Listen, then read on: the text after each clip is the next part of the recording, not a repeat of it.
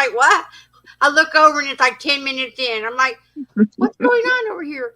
Um, so welcome everyone on the Real Change Business page and all of the other places. Welcome to Love Over Coffee, Voices Not Heard. This is a podcast and a platform for the marginalized, the silenced, and the abused. And tonight, my guest is Rose O'Neill. And I always want to say that she lives in Washington, but I actually know it's in Canada.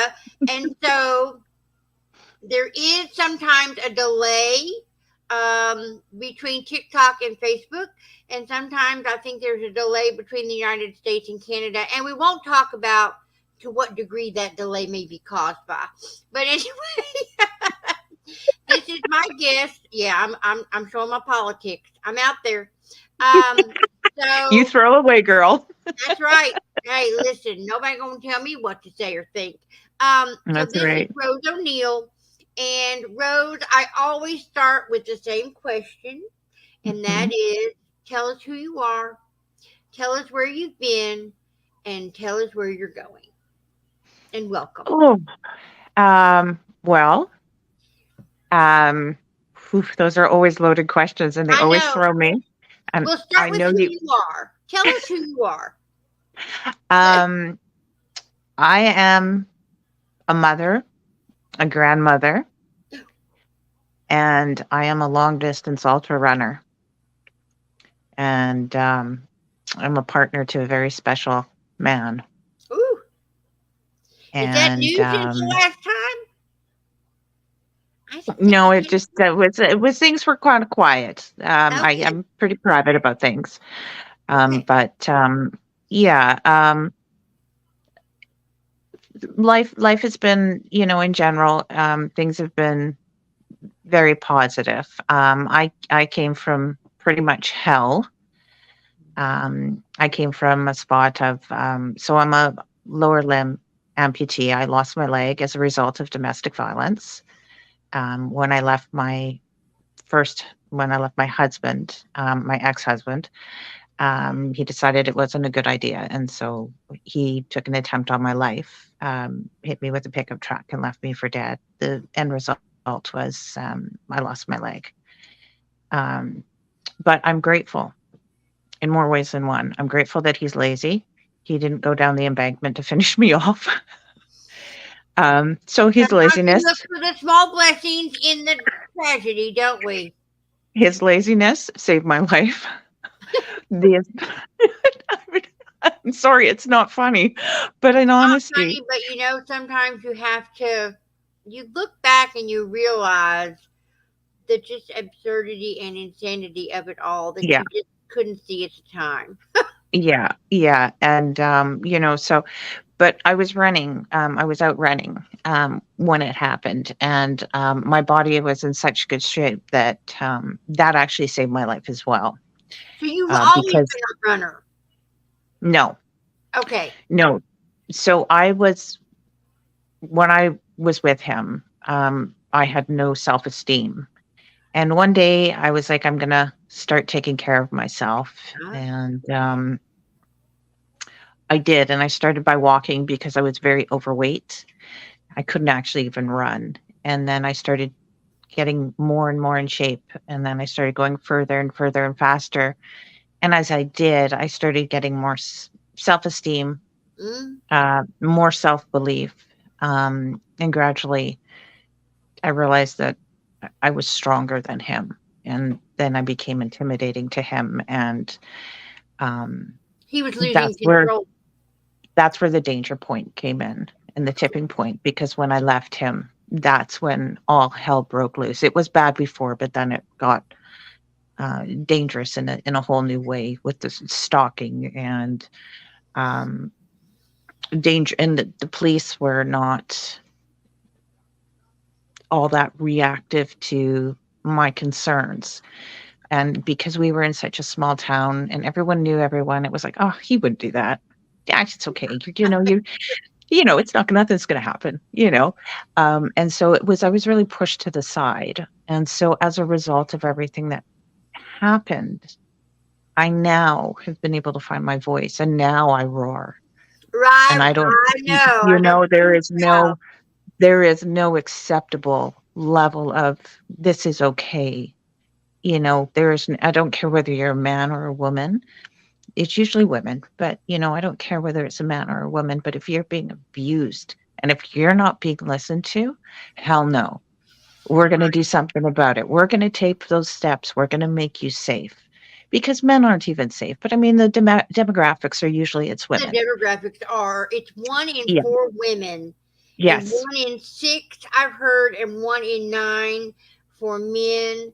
Um, Yeah. but let's face it, usually the physical violence component is from Yes. male to female, Yes. men to Yes. And I faced all of that, right? And I hid it because he used our children. We had two children together, and he used our children as threats against me. There was one time he left with them for over a week, and I didn't know where they were. I went to the police. They're like, he's the dad. There's nothing you can do because that's, their dad. And so I didn't really feel like there was anywhere I could go to for help.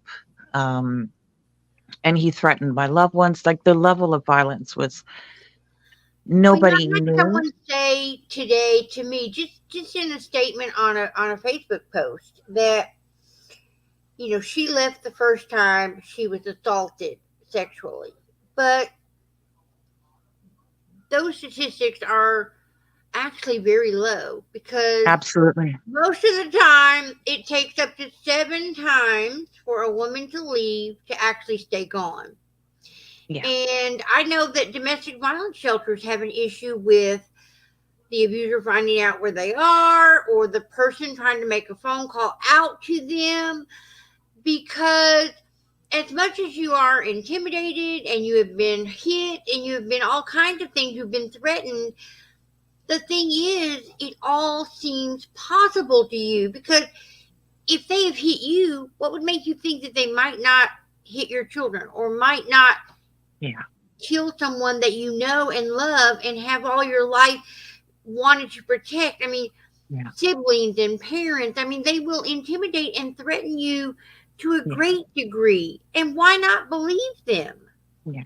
Well, see, and I'd left before, and I'd taken the kids and I'd left because it was such a small town. I had very few friends because I was very isolated as things happen with domestic violence. And when you keep quiet and you don't say anything.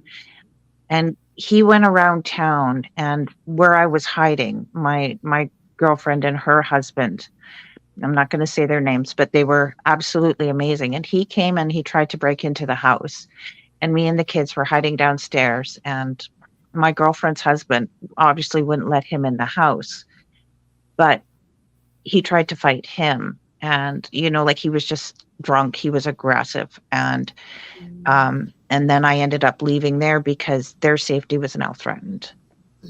And Right.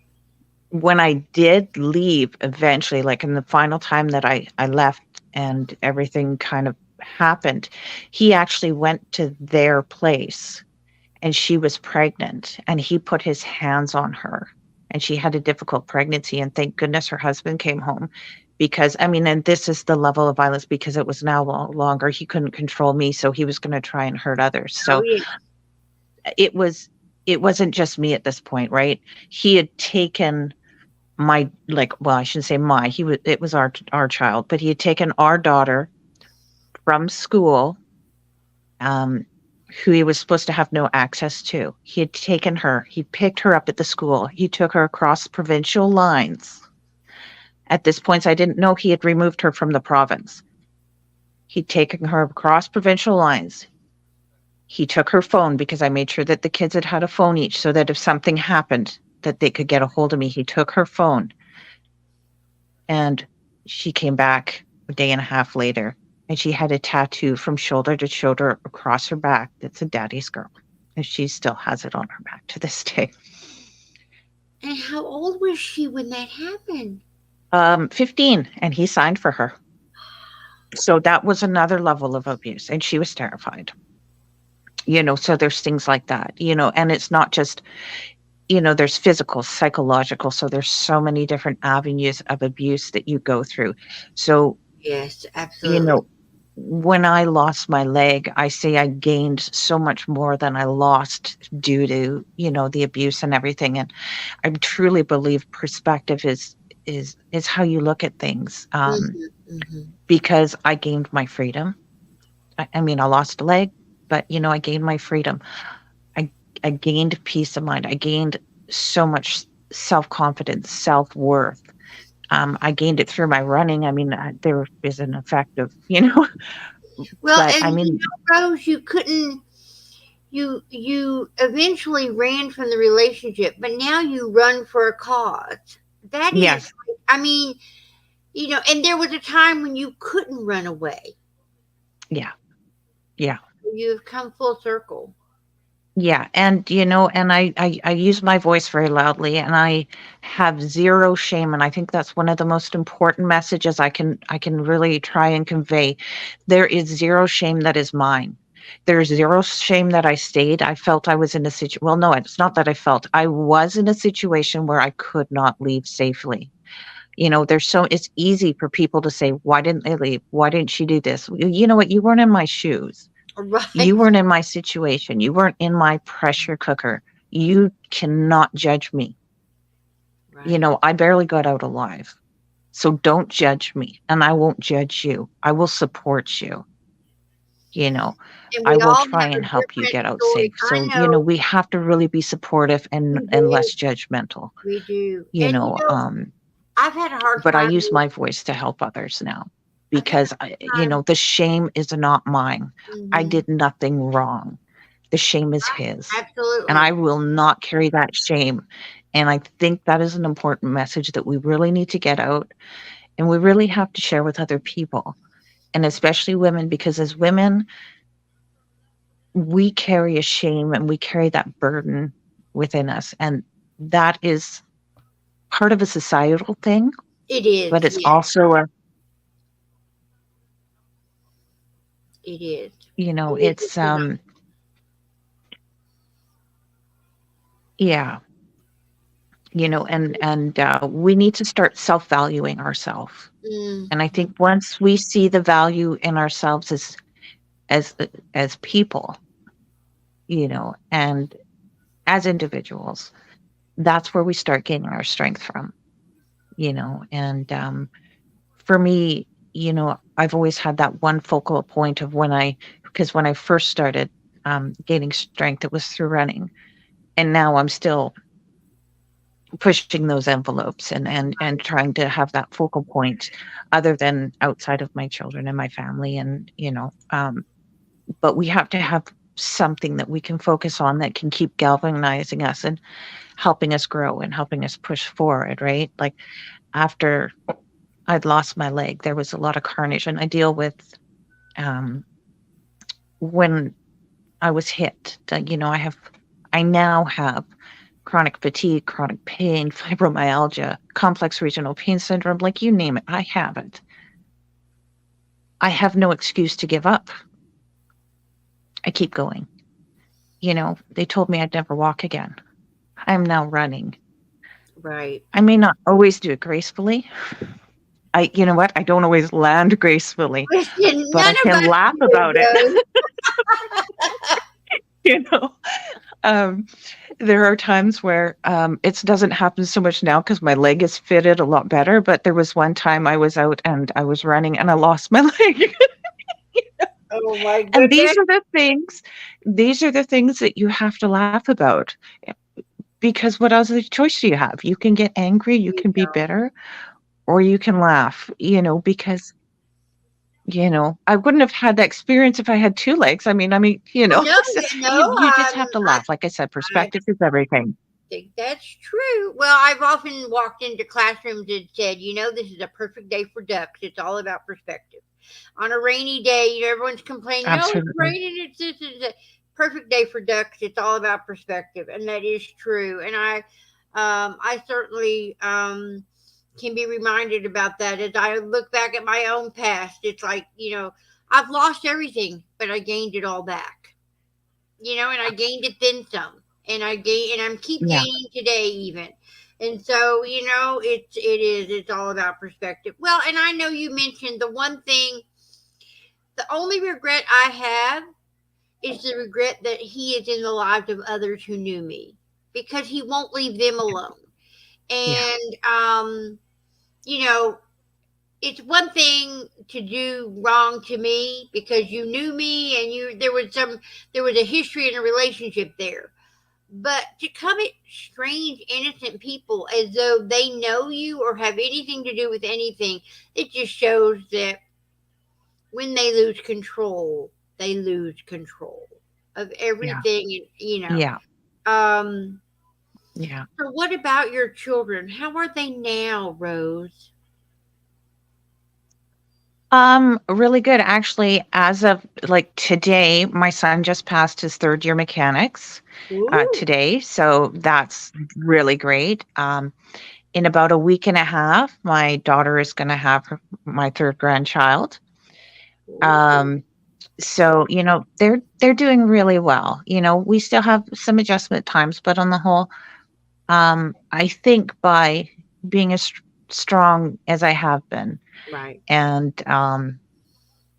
I try to lead through example. I don't always do a I good was job, gonna say, well, nah, but I get that. I try and do my best. I try to lead through strength and with encouragement, and they can see that. They see that I've never given up, and they see that I keep trying. So Mhm. that's their attitude. So I'm very fortunate, and my children are absolutely, absolutely amazing people. They truly are. I am so, so grateful that they have, you know, they just have the amazing attitudes that they do. They truly are just beautiful people. Well, I And don't I think don't they just say came that by as a it. mom. They did not come by it dishonestly, because look at their mom. Their mom has been an amazing No, woman, despite all thank the you. struggles and challenges and obstacles. I mean, come on, a Blade Runner. I mean, that is not that is no small feat for even 2 feet. So yeah, Well, I have big goals, right? I think that's one thing in life is you have to challenge yourself. Because life can get really boring really quickly hmm if we don't allow ourselves the luxury, because it is a luxury, if we don't allow ourselves the luxury of a good challenge, hmm because and not the challenge through fear of what you expect to escape, but the right, challenge of I can do this and I know I can do this, and that accomplishment, because that's a completely different realm. that So is, yes. that's a self motivation, and I think that's what a lot of people forget to do is they forget to challenge themselves. And um, my ultimate goal is the Moab 240, and I know it's going to take a lot of work, Right. but that is my ultimate goal. So this coming up race year, I'm going to run an ultra or two. I've got two on the books and a couple of smaller marathons. They're all mountain ones, so they'll be challenging. And it's just to really try and find the fit with my leg, because I have issues with the fit with my leg. And really it turns into hamburger. I mean, I'm not trying to be graphic, but that's the real, I run a race and I can't walk for a week or two. And when people say, well, is it worth it? Well, yeah, it is worth it. It is worth it to me. Because you don't get something without putting out, you have to really apply and try is my thing, right? Well, And failure I is get more than I give. part of success. I think people Yeah. forget that not doing well or having a bad day or being unable to do something exactly the way you would like to do it, because that's my thing is sometimes my need to be perfect is greater than my need or desire to do something, and I have to remember that fear and failure is part of being scared to do something, but you do it anyway. Yeah. And that's a Yeah. hard And choice. yeah. For me, I kind of look at the word failure a little differently because I don't actually believe in failure. Mm-hmm. Mm-hmm. I think that as long as you have attempted, there is no failure. Mm-hmm. I Oh, that's truly good. believe that you do. I truly do believe that you do not fail with an attempt. What you've gained is life lessons, That's true. not a failure. So to me, that's a perspective look, right? I don't believe in failure. I think failure is such a negative word, and then people, I know there are a lot of people that go, yeah, that's just fairy talk or whatever talk. But I think when it comes right down to it, how you approach the way you think is such a powerful True. tool. It is And how true. you think about yourself and how you talk about yourself is such a powerful tool. And that's completely something that I've changed. And I don't look at anything that I do as a failure. I look at it as a learning lesson. And oh, hell no, I'm not doing that again, or I'll do it this way. But it's never a failure. It's always a lesson that I've learned. Right. So I think, like you say, it's the perspective aspect It is. and how you spin it. But I think as long as you've tried and you've put in an effort, no matter the outcome, whether you're willing to learn or not from that Right. is what's important, because you never learned unless you try. And to me, that's always a positive. So unless you're out there trying, it doesn't matter because I can fall. Like they told me I'd never walk again. And if I had have listened that Mm. first time I fell, I wouldn't have gotten back up. And I can't tell you how many times I fell and how, I was covered in bruises and I kept getting up and I kept getting up and I kept getting up and I kept getting up. And then they said, well, you're not going to run again either once I started walking. And I'm like, I remember when They didn't know you, the, did they? no, no, well, they didn't, and I remember when the doctor came in and told me and said that, you're not going to be able to walk again. And the first words out of my mouth were, you don't know who you're talking to. Right. And he kind of shook his head and he's like, oh, she's delusional. But I'm like, no, you just don't know who you're talking to. And, you know, um, it's perspective, you know. So, I mean, it's really, I think we have to have a serious switch in how we think about things and how we think about True. ourselves. And It's it's true. not an easy switch because when you've been abused or you've been in an abusive situation and you've been told that you're nothing for so long, and that you're not worthy or that you're just a piece of garbage or, nobody's going to take you seriously, you really start to believe that. And you believe that you have nothing worthwhile to give. So you have to start internally going, you know what, I'm worth this. I'm okay. My voice matters. And as soon as I started saying, my mantra every morning, my voice matters. Doesn't matter if somebody hears me or not. My voice matters. It matters to To me. me. Right. To me. Thank you. Rose, I have a question. Absolutely.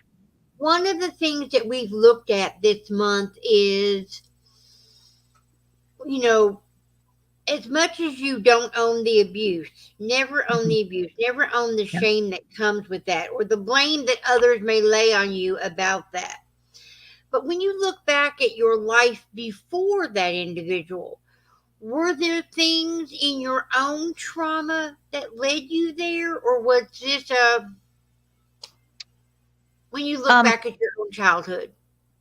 okay, so I'm my story may be a little different in the fact that so I was with my ex-husband for over 20 years and I got together with him when I was like 14.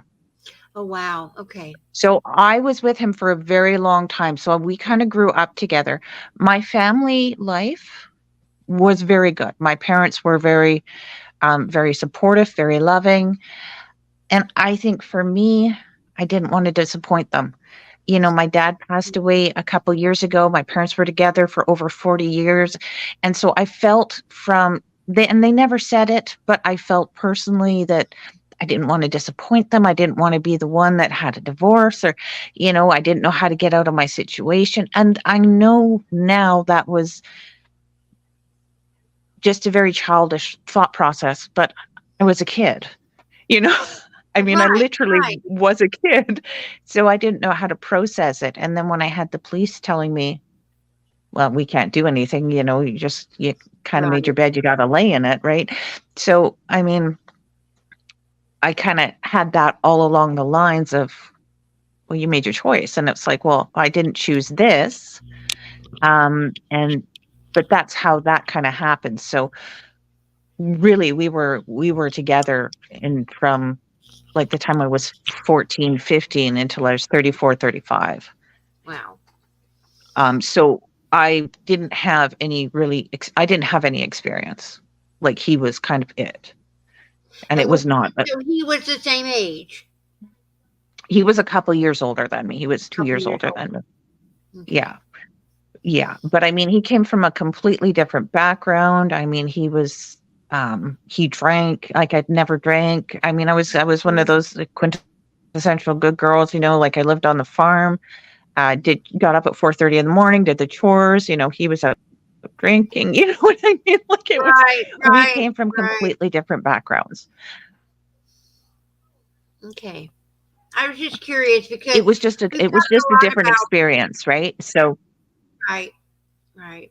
Because you've talked a lot about, going back, thinking about instead of why did you stay, thinking about are there some things that led you there? Things that you were unaware of, your own red flags, if you will, that led you down the yeah, path. I mean, I'm a people pleaser. I don't want to disappoint anyone. I don't want anyone to be mad at me. So it just makes me want to try harder. So of course, in my abusive relationship, that's what I did. The more he at me, the more I tried to make the peace in the house and try to make sure that everything was perfect. And of course, there was no perfect with a narcissistic sociopath, but I yeah. certainly tried. Um, you're breaking up a little bit on me, but I think for looking You might be frozen. I told you there was a delay in Canada or a delay in the United States, right? so I'm sorry you broke up really badly there. I didn't hear what you said, Tina. That's okay. I was talking about the United States and Canada. Yes. I love you, you're awesome. Well, you're back, so Okay, I can hear you now too. Um, looking back, there were things, but I mean, I was a teen. I was a young teen. Like, I just didn't know. I didn't really know what a red flag was. There were things I kind of felt uncomfortable with, but I honestly chalked that up to being our family lives were so different. right, There was never alcohol in my house growing up. There was never, um, you know, I was raised on a farm. I did farm work. I mean, that was right. you know what I mean? And he was all over the place partying. His mom let him do all this drinking. And so there was a very vast difference. And I think what attracted to him was that difference, was Mm, that freedom that I felt that he had that I didn't. Because I was up at 4:30 in the morning and I don't, but I think that might have been a large chunk that kind of pushed me towards him. Um, right, when I was younger, and that's the only thing I can think. I mean, but I was a kid, right? It's like 13, right. 14. I couldn't even tie my shoes up bending over, like I mean, I was a kid. And then you kind of get stuck into that. Hmm. Um, And then along came kids, and along came a life, and along came a lot of things, and yeah, before you know yeah, it, I mean, that's the one thing also that I think people forget. It's like before you know it, 1 year rolls to five, and five rolls to yeah, 10, and yeah, that's pressure thinking, well, heck, we've already been together 10 years. We might as well stay yeah, together one more, and then five more, and it just, yeah. you get into Well, a cycle. yeah. Well, what he would do is when I was having enough, and I'm like, because I was getting wise, and I'm like, I'm just not, he would threaten to kill himself. and blame me, and it was so I was Right. young, like I said, I was young, and I'm like, well, you can't do, you know, but I didn't have resources. I didn't know that that was a mental manipulation. So I'd be Mhm. like, no, no, no, no, no, you can't do that. Okay, I'll stay with you. You know, so what I mean, like, I mean, but like I said, you know, when you're 13, 14, 15, you know, 16, you just don't know. And You then don't when I know. got pregnant with my child, then it was the kids he was using against me. And he used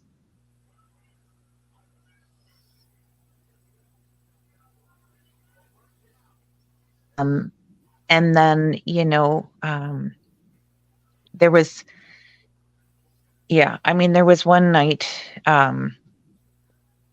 it was so bad. After I'd had both of the children, they were both little because they're only a year apart. Mhm. Um, and he had beaten me and sexually assaulted me so badly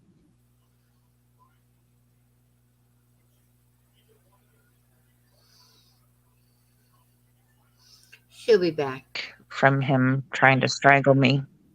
You know, like it was just, you know, and then him threatening to drop him and my children, taking my children and dropping them off of a bridge. And I was in such a weakened state that I couldn't even, you know, I remember standing in the room knowing I couldn't protect both of my kids, and I'm dripping blood. I'm literally dripping blood from everywhere from this assault. And he's like, pretty much, I'll take them both or you pick one. I mean, I'm like, nope, you're fine because I'm going to protect my kids. I'm like, you do whatever you want to do. You leave the kids, let's go. We'll talk. This is good. You know, I'm fine. Nothing happened. You know, you've got to move him away from that situation in order to protect your kids. And I mean, I was literally dripping blood, and I'm like telling him, no, like, I don't know what you're talking about. Like, I must have just fallen because, you know, that was the only way I could protect my kids because he Mhm. was literally going to take my kids and drop them off of a bridge.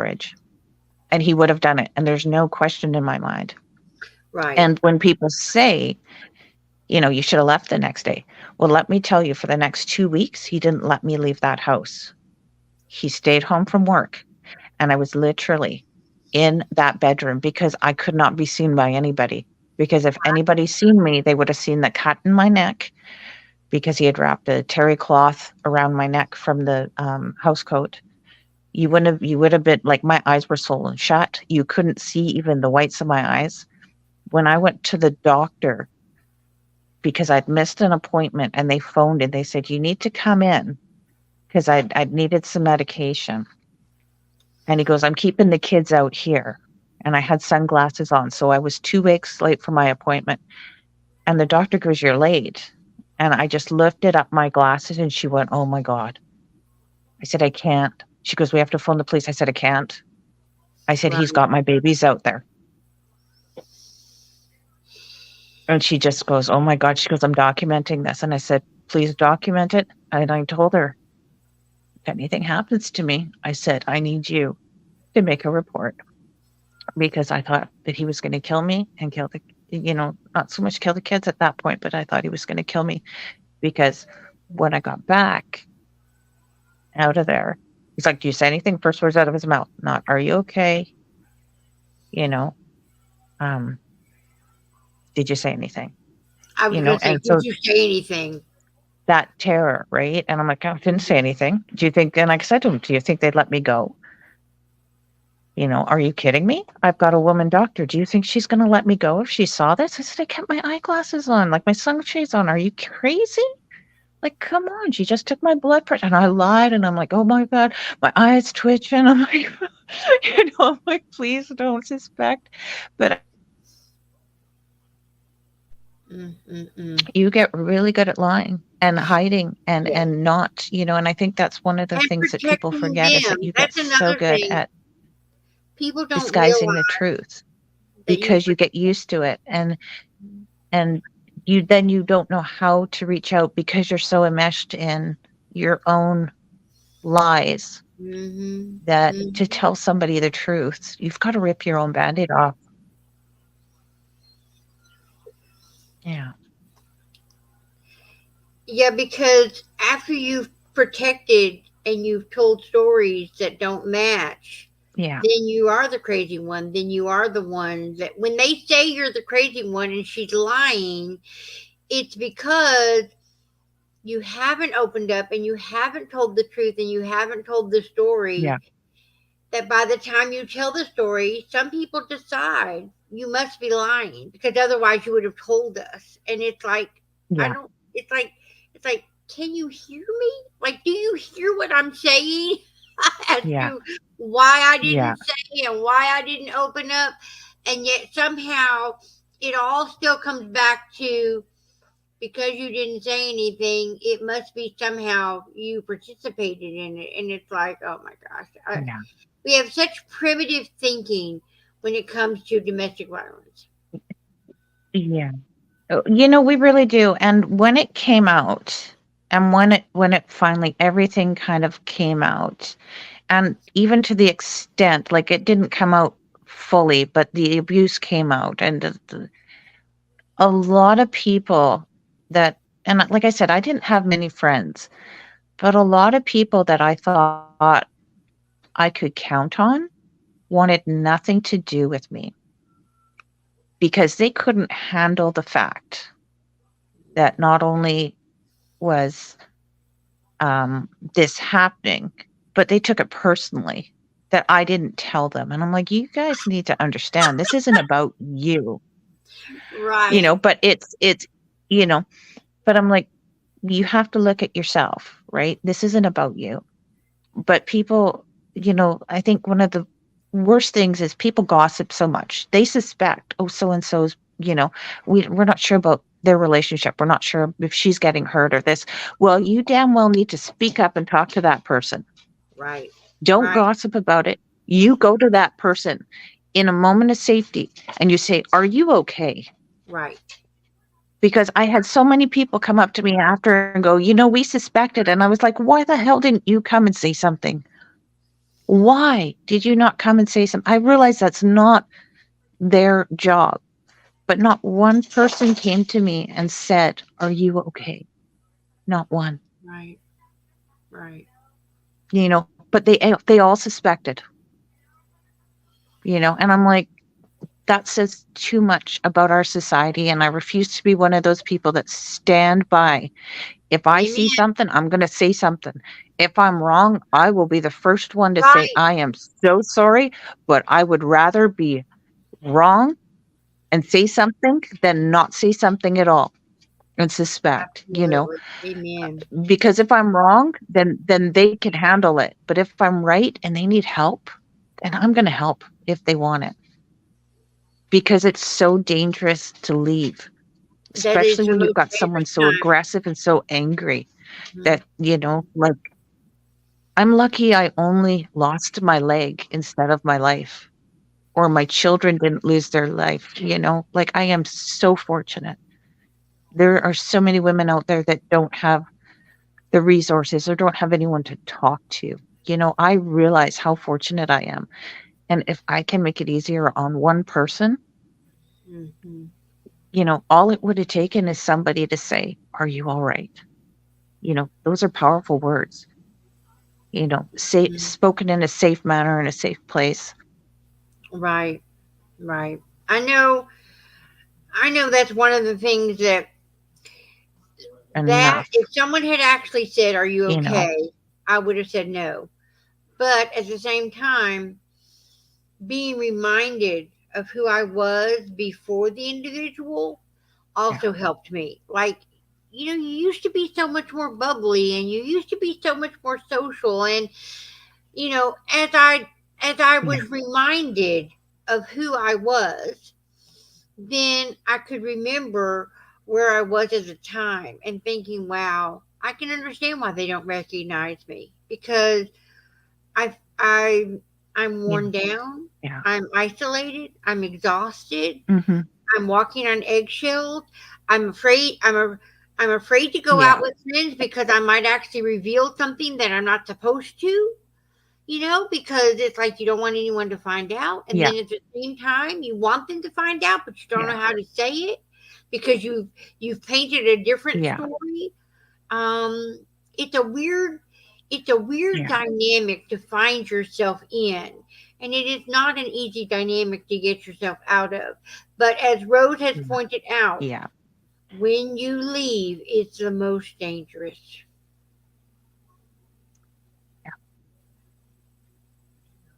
Well, Yeah. I'm glad you're here. And the other thing too is,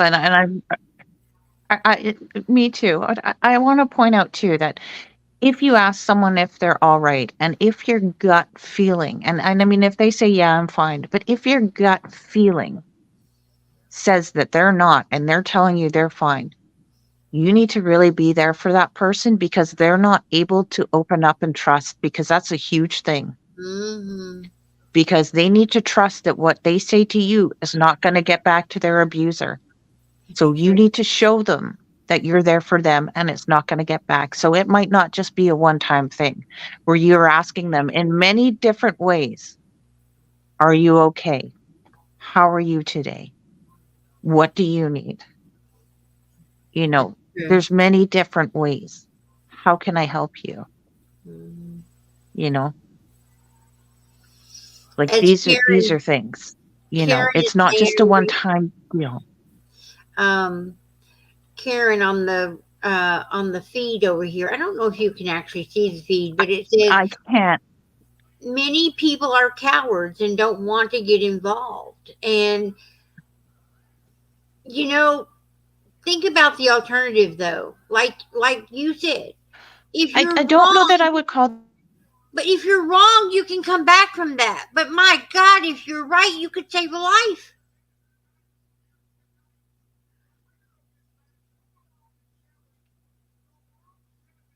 She's frozen again.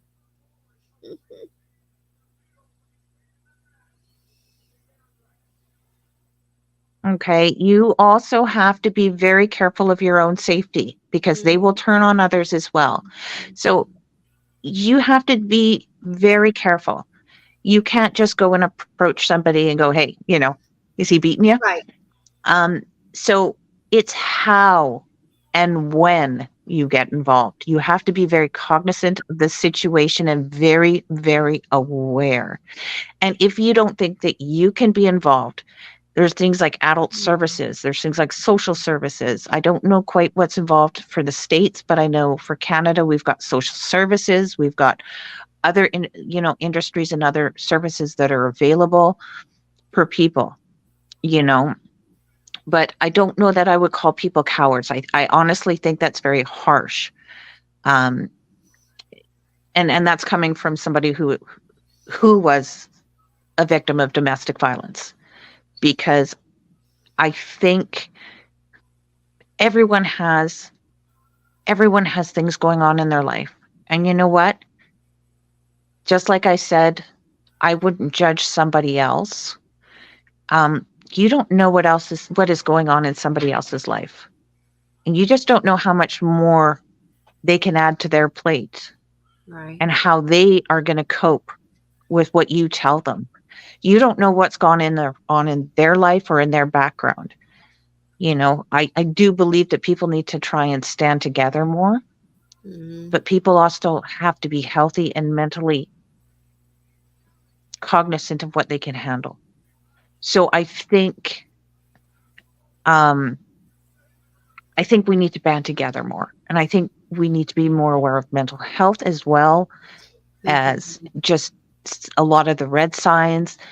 Especially when people start dating and say, "Hey, girlfriend, no, there's something wrong going on here." Right. Right.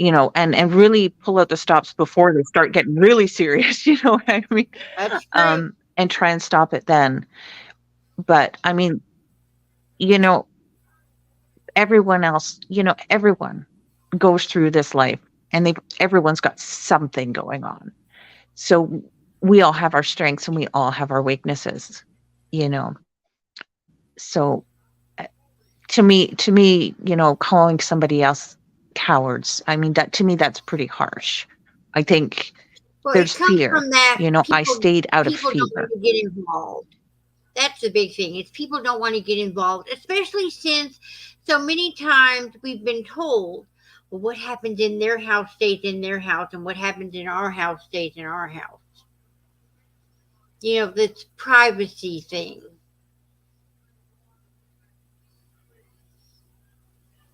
I hope we lost her again. Are you there?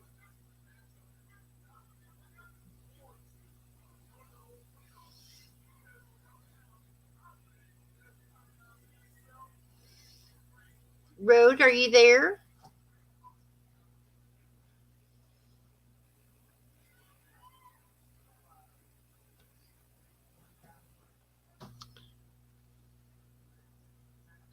I think. I think she's there, but her internet is delayed. Well, while she's coming back, hopefully, um, I just want to. Well, we just lost her completely. She may come back in. Um, One last thing before she has her final words, I would like to say that this month's box is there are only three left. If you're interested in the Love Over Coffee Reclaiming Self subscription box, please look in the link on the tree on the link in the bio, and I think it's like the first or second one. And then, wait, I think she's back. Hello, we lost you. Can you hear? I don't know what happened. Well, I don't know what happened. I'm like, oh my goodness. it gave me a chance So I to do obviously a lost that shameless last little bit of plug. the conversation. You know, I was just talking about Love Over Coffee has grown into a subscription box for self love, self care, and healing trauma. And this month's box Beautiful. is about going back to heal that inner child, the one that maybe endured some trauma or was drawn to people very different from themselves and ended up in a situation for whatever reason. Because when you're 14 and you're involved with someone, you're still a child. And trying to go back and give that child um, the love and attention they needed and pull them forward to a safer, less traumatic place where they can be in healthy relationships and they can heal appropriately and develop better coping skills. So every box has it has items, activities, knowledge to help heal the inner child. Um, Along with many other activities, just to give yourself an opportunity for self love and self care in order to heal that trauma. So, there are three boxes left for this month. If you're interested, it's in the link in my bio on TikTok. It's all on my social media in the link tree. It's like the first or second item, and then you can pay however you wish to. Drop your address, and it'll be shipped out. So, any final words, Rose, as we come up on the hour? Yes, actually, I just want to say, and I know I tell you this all the time, but I absolutely Don't you love make me you, cry. and I want to Listen, thank you. I'm not going to just zip it while I say it. I just want to say I appreciate you, and I love what you do, and how you connect other people, and you tell stories. You make an incredible difference, and I know you don't do this for glory or whatever you call it, but you do this with such a kindness and love and respect. And this is why I always jump to talk to you, because you are just beautiful inside and out. And you are the reason that people heal. You have helped me heal when I've had really, really rough days, and I've reached out to you, and you don't even know what's wrong. You make me laugh or you make me smile. And that's a beautiful gift. And I just want you to know I truly, truly appreciate you. I appreciate your friendship. and just the beauty that you have in you and the gift that you give to others just by being you. And so that's just all I need to say. That's all I have to say. Yeah, I mean, I just adore you. You're amazing. Don't Thank ever forget it. I'm not going to let you forget it. Thank you, Rose. That's very, very sweet. And when I think of you, I think of not only you, but my mom's favorite flower was a rose. We sang the rose at her funeral. You're a special lady. Yeah, Special lady. thank you. So I'm gonna cry anyway because um but I can't cry because I hurt you bad. Don't cry. It hurts you. Yeah, don't do that. Don't do that. I'm gonna eat some ice cream after this. I'm gonna eat some ice cream. Absolutely.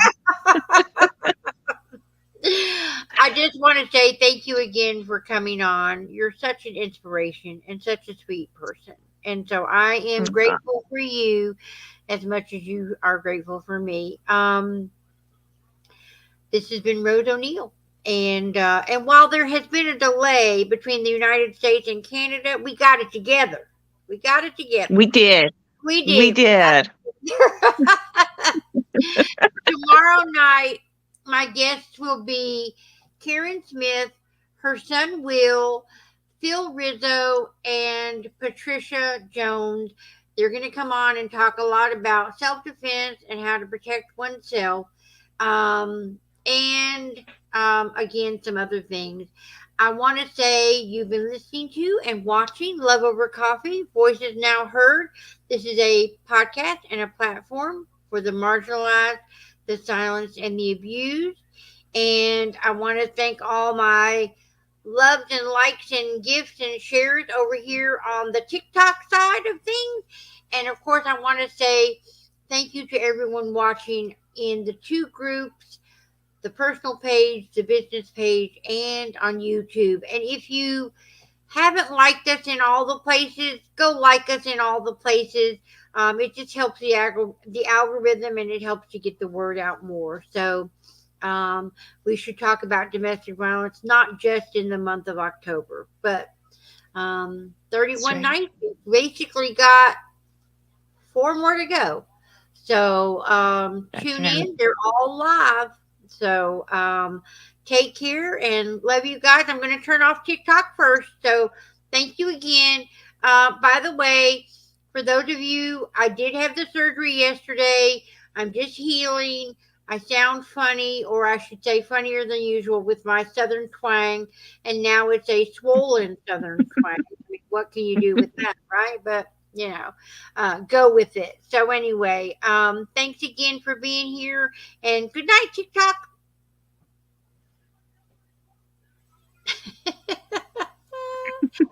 Okay, and now I'm going to come over here and say goodbye to everyone over here on the Real Change page and all those other good places.